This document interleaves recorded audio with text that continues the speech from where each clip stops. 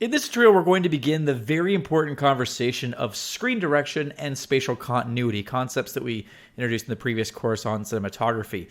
Now, with screen direction, we're literally talking about the importance of the direction things are facing. Take this scene from the classic horror film Curse of the Demon. Now, in the beginning of the film, this dude drives to frame right to go to this house to have this meeting. And then, when he's done with the meeting, he goes frame left to come back home. Now, think for a minute about how economical that is on set. It's the same camera setup, super easy. But what if he drove the same direction both times? If he was constantly going frame right to the guy's house, then after the guy's house?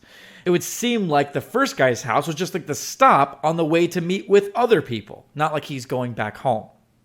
Now, screen direction is also used when people talk to each other. In Die Hard, John McClane talks frame left, while the 911 operator he's talking to on the phone talks towards frame right.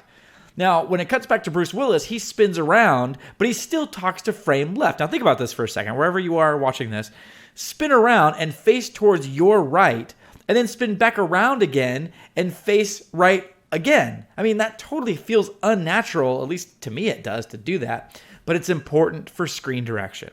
Now, same thing later when John McClane starts talking to Sergeant Powell. They're really not anywhere near each other, so in real life, it doesn't matter which way they're facing.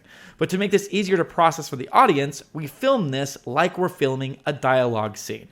I tried to respect screen direction on The Assurance when filming all the footage of Cordelia going off to fulfill her destiny. When she was traveling or pondering, she was usually walking or looking frame right.